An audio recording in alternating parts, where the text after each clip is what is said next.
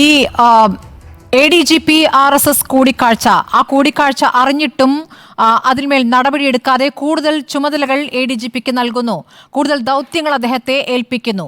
അപ്പോൾ എന്താണ് ഇതിൽ നിന്ന് ജനം മനസ്സിലാക്കേണ്ടത്? TP സെൻകുമാറിനെതിരെ ഉയർത്തിയ വിമർശനങ്ങൾ, മുഖ്യമന്ത്രി നടത്തിയ വിമർശനങ്ങൾ നമ്മൾ കണ്ടിട്ടുള്ളതാണ്. അപ്പോൾ സെൻകുമാർ RSS ബന്ധത്തെ അതിരൂക്ഷമായി വിമർശിക്കുന്ന മുഖ്യമന്ത്രി എന്തുകൊണ്ടായിരിക്കാം ഇദ്ദേഹത്തിന്റെ കാര്യത്തിൽ, അജിത് കുമാറിന്റെ കാര്യത്തിൽ മൗനം പാലിക്കുന്നത്?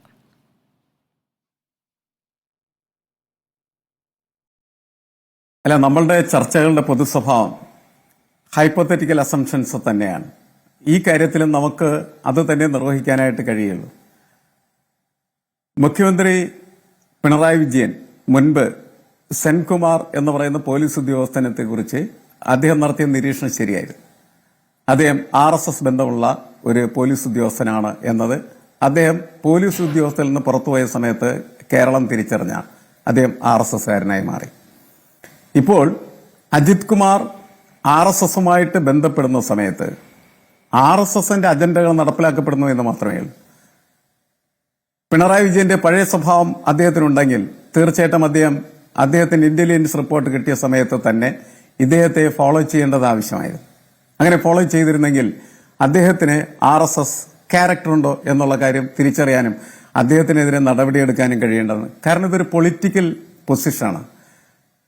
ഇന്ത്യയിലാകെ കമ്മ്യൂണിസത്തെക്കുറിച്ചും മാർക്സിസത്തെക്കുറിച്ചും ചർച്ച ചെയ്യുന്ന ഏക സംസ്ഥാനം കേരളമാണ്. മറ്റൊരിടത്തും അതിനെക്കുറിച്ച് ചർച്ച ചെയ്യാൻ ആരുമില്ല, ഒരു മാധ്യമവും അതിന് ശ്രമിക്കില്ല. അപ്പോൾ RSSനെ സംബന്ധിച്ചിടത്തോളം അതിന്റെ പൊളിറ്റിക്കൽ അജണ്ട എന്ന് പറയുന്നത് പ്രത്യയശാസ്ത്രപരമായിട്ട് കമ്മ്യൂണിസത്തെയും മാർക്സിസത്തെയും ഉന്മൂലനം ചെയ്യുക എന്നുള്ളതാണ്. ആ ആശയവുമായി ജീവിക്കുന്നതായിട്ടുള്ള പാർട്ടിയോ വ്യക്തികളോ ഇല്ലാതാക്കുന്നതിന് വേണ്ടി പ്രത്യയശാസ്ത്രപരമായി പ്രവർത്തിക്കുന്ന ഒരു സംഘടനയാണ്. പ്രത്യേകിച്ച് അവരുടെ 100ാം വാർഷികം ആഘോഷിക്കുന്ന സമയത്ത് ആ അജണ്ടകൾ നടപ്പിലാക്കാൻ എന്തെല്ലാമാണ് ചെയ്യേണ്ടത് എന്ന് വളരെ ഗൗരവമായിട്ട് അവർ ചർച്ച ചെയ്യുകയും അവർ ചെയ്യുന്ന ചർച്ചകളൊന്നും അങ്ങനെ പരസ്യമായ ചർച്ചകൾ. കാരണം ആ ഓർഗനൈസേഷനെ ഒരു ഗോസ്റ്റ് ഓർഗനൈസേഷന്റെ ക്യാരക്ടറാണ് പഴയകാലത്ത് കമ്മ്യൂണിസ്റ്റ് പാർട്ടികളൊക്കെ പ്രവർത്തിച്ചിരുന്ന പോലെ. അപ്പോൾ പൊതുവായിട്ട് എടുക്കാൻ പോകുന്നതായിട്ടുള്ള തീരുമാനം എന്ത്, അതെങ്ങനെയാണ് ഓപ്പറേറ്റ് ചെയ്യുന്നത്, ഈ RSSലുള്ള വളരെ ഉത്തരവാദിത്തപ്പെട്ട പല നേതാക്കൾക്കും അറിയാൻ വേണ്ടാകും.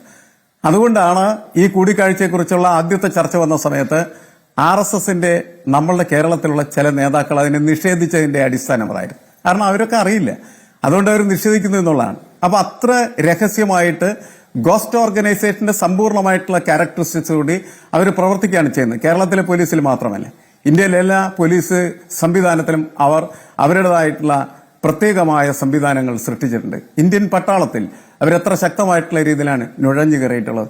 അത്ര ഗൗരവമായിട്ടുള്ള ഈ രീതിയിൽ പ്രവർത്തിക്കുന്നതായിട്ടുള്ള ഒരു സംഘടനയാണ് അത് എന്ന് മനസ്സിലാക്കിയിട്ട് വേണം ഈ വിഷയത്തെക്കുറിച്ച് നമ്മൾ പരിഗണിക്കാനും പരിശോധിക്കാനും എന്നാണ് എനിക്ക് തോന്നുന്നത്.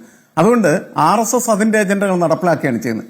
അത് നടപ്പിലാക്കുന്ന സമയത്ത് അതിനെ പ്രതിരോധിക്കുക എന്ന് പറയുന്ന ഉത്തരവാദിത്വമാണ് പ്രത്യയശാസ്ത്രപരമായിട്ട് ഒരു കമ്മ്യൂണിസ്റ്റ് നേതൃത്വത്തിൽ പ്രവർത്തിക്കുന്നതായിട്ടുള്ള സർക്കാരിന്റെ ചുമതല. ആ ചുമതലയാണ് ഇവിടെ ലംഘിക്കപ്പെട്ടിരിക്കുന്നത്. പ്രത്യയശാസ്ത്രപരമായിട്ട് കീഴടങ്ങലാണോ എന്ന ചോദ്യത്തിന് വളരെ കൃത്യമായിട്ടുള്ള ഒരു ഹൈപ്പോത്തറ്റിക്കൽ ആങ്കർ അതിനുണ്ട് എന്നാണ് ഞാൻ മനസ്സിലാക്കുന്നത്. തീർച്ചയായിട്ടും എല്ലാവരും ഉന്നയിക്കുന്നതായിട്ടുള്ള ചോദ്യങ്ങൾക്ക് അല്ലെങ്കിൽ ആരോപണങ്ങൾക്ക് കൃത്യമായ മറുപടി പറയാനായിട്ട് സർക്കാരിന് കഴിയേണ്ടതാണ്. സർക്കാരിന് കഴിയേണ്ടതെന്ന് പറഞ്ഞാൽ പാർട്ടിക്കാണ് കഴിയേണ്ടത്. സർക്കാർ ആരാണ്, എങ്ങനെയാണ് ഈ സർക്കാർ ഉണ്ടാകുന്നത്? കഴിഞ്ഞ ദിവസം അൻവർ തന്നെ പറഞ്ഞൊരു കാര്യമുണ്ടല്ലോ, വെറുതെ വീട്ടിൽ നിന്ന് കയറി വന്ന് മുഖ്യമന്ത്രിയായ ആളല്ല പിണറായി വിജയൻ എന്നാണ് അദ്ദേഹം പറഞ്ഞത്. വളരെ കൃത്യമായിട്ടുള്ള സന്ദേശം അതിനകത്തുണ്ട്. നമ്മൾ നേരത്തെ VS മധവനും പിണറായിയും തമ്മിലുള്ള യുദ്ധം നടന്ന സമയത്ത് തിരുവനന്തപുരത്ത് ശംഖുമുഖം കടപ്പുറത്ത് കടൽ കാണാൻ വന്ന കുട്ടിയുടെ കഥ പിണറായി വിജയൻ പറഞ്ഞത് നമുക്കറിയാവുന്നതാണ് അല്ലേ? തിരയാകണോ ബക്കറ്റിലെ വെള്ളമാകണോ എന്ന് ഓരോ നേതാവും തീരുമാനിക്കേണ്ടതാണ് എന്നാണ് അദ്ദേഹം VSനെ ബോധ്യപ്പെടുത്താനായിട്ട് ശ്രമിച്ചത്. പ്രസ്ഥാനത്തിന്റെ മാർത്തറ്റിനോടൊപ്പം നിൽക്കുന്ന സമയത്ത് മാത്രമാണ് ഒരു നേതാവിന് ശക്തിയുള്ളൂ എന്നാണ് അദ്ദേഹം പറഞ്ഞത്. അദ്ദേഹം അന്ന് വിമത നേതാവായിട്ടുള്ള VSനെതിരെ ഉന്നയിച്ച അതേ പ്രതിധ്വനിയാണ് യഥാർത്ഥത്തിൽ അൻവറിന്റെ ഈ സംഭാഷണത്തിൽ നിന്ന് നമുക്ക് കേൾക്കാനായിട്ട് കഴിയുന്നത്. ആരാണ് അൻവർ? അൻവറിന് എന്താണ് പ്രത്യയശാസ്ത്ര ബോധ്യമുള്ളത്? എന്താണ് അദ്ദേഹം കമ്മ്യൂണിസം മുതൽ മാർക്സവുമായിട്ടുള്ള ബന്ധം എന്ന് പറയുന്നത്? പ്രത്യയശാസ്ത്രപരമായിട്ട് ഒരു കാഴ്ചപ്പാടും അദ്ദേഹത്തിന് ഇല്ല എങ്കിൽ പോലും അദ്ദേഹം നമ്മളുടെ മുന്നിൽ പറഞ്ഞത് കേരളത്തിലെ 10,000-കണക്കിന് വരുന്ന ലക്ഷക്കണക്കിന് വരുന്നതായിട്ടുള്ള പാർട്ടി പ്രവർത്തകർ ആഗ്രഹിക്കുന്നതായിട്ടുള്ള കാര്യങ്ങളാണ് ഞാൻ പറയുന്നത് എന്നാണ് പറഞ്ഞത്.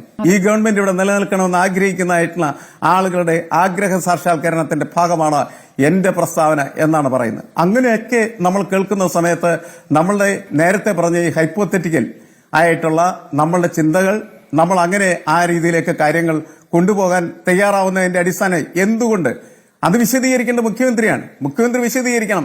ഞാനിത് ഇന്റലിജൻസ് റിപ്പോർട്ട് കിട്ടിക്കഴിഞ്ഞിട്ടും ഇവനിൽ ഇത്തരത്തിലുള്ള ഒരു ആഗ്രഹമുണ്ട്, അല്ലെങ്കിൽ RSSുമായിട്ട് വളരെ അടുത്ത ബന്ധം പുലർത്തുന്ന ഒരാളാണ് എന്ന് മനസ്സിലാക്കിയിട്ടും അദ്ദേഹത്തിനെതിരെ പ്രവർത്തിക്കാതിരിക്കുന്നതാണ്.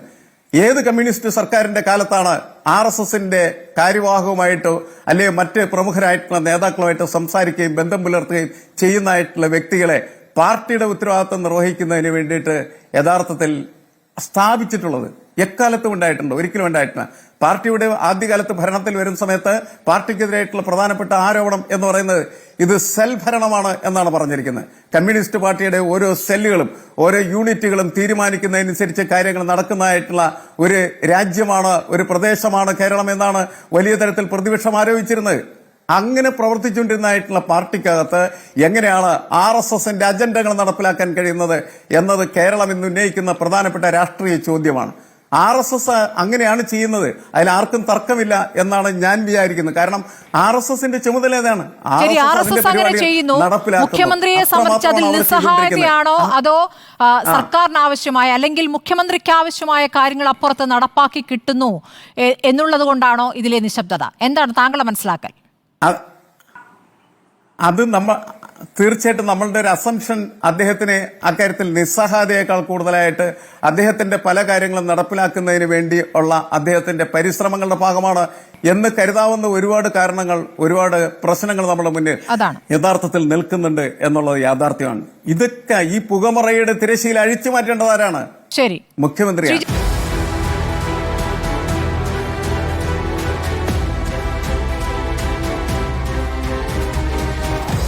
Debate with Smriti Parithikad.